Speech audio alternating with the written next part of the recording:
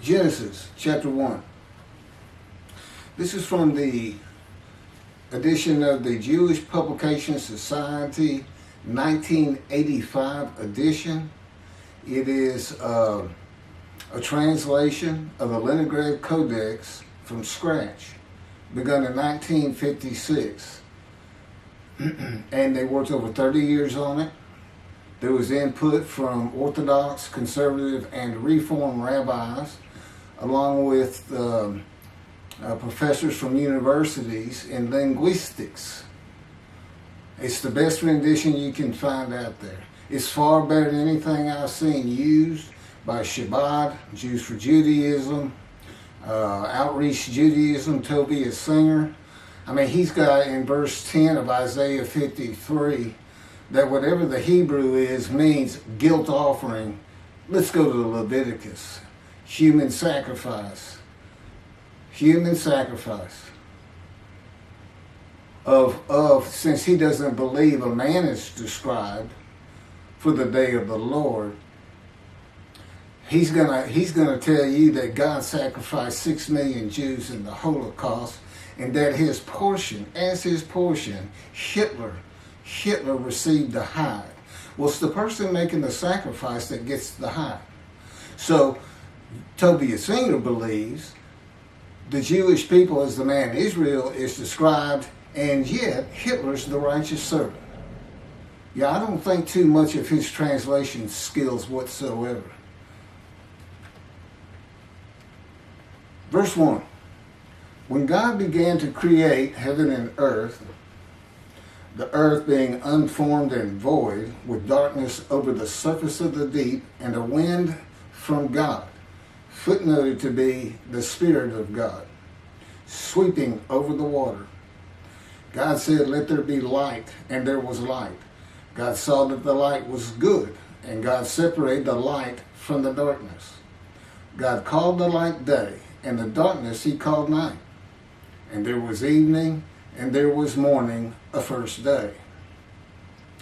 God said, "Let there be an expanse in the midst of the water, that it may separate water from water."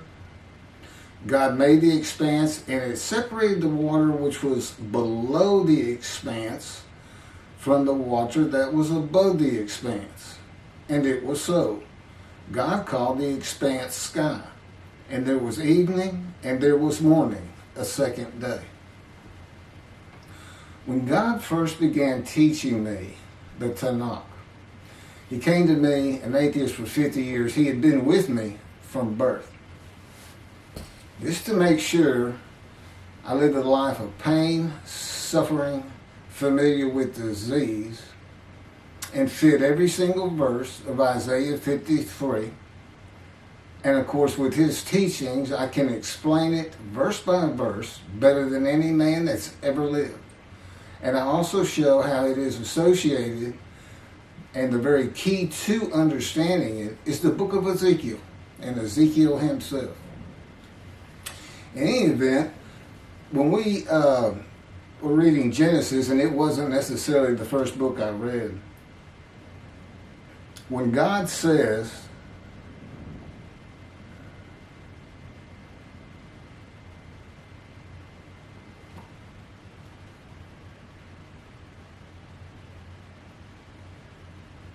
"Let there be light," and there was light, and God separated the light from the darkness. How do you separate light from darkness? See, you can read, there's two things to read in here. The creation of the earth, unformed, it was still forming. Tectonic plates breaking up, continents being formed, and void means void of any life. There's no life at this point in time. But you can read more into it. This is what he taught me. He said, imagine a box, and you take an expanse and you draw a line right through the middle of it, a separation. Above that separation is white light. Below that is nothing but darkness. Now he just separated light from darkness. Because really, you know, you have darkness, then light shines on it, it's not darkness. It's not a separation. So that's what those terms mean. And then he had to put a sun for there to be light on the earth. Okay, that means we're in the darkness. You have the expanse, and then above that, heaven, white light. That's how he explained it to me.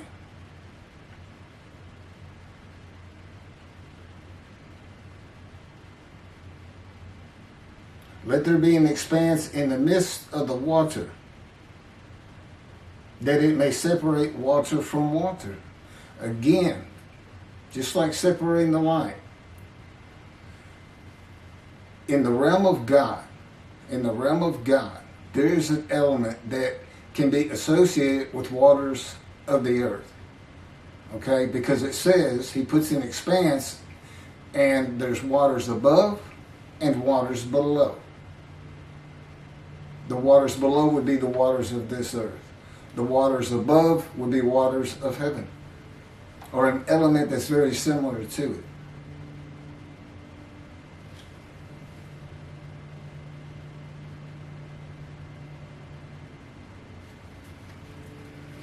Okay, here's how he told me to think of this as far as creation.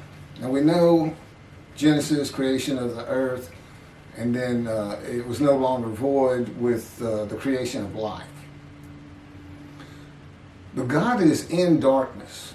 Okay, He's gonna make a separation between light and darkness. His realm, I call it the unseen realm of God, existed before this universe. He is responsible, he tells me, for the Big Bang that created our universe.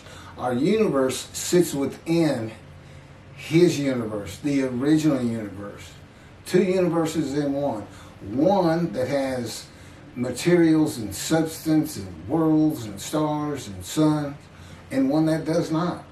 Although it is full of elements we can't understand, including spirit itself.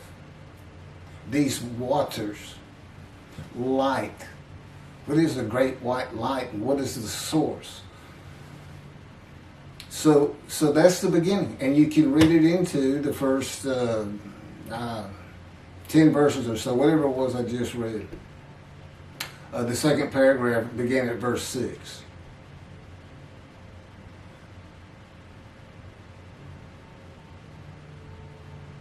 So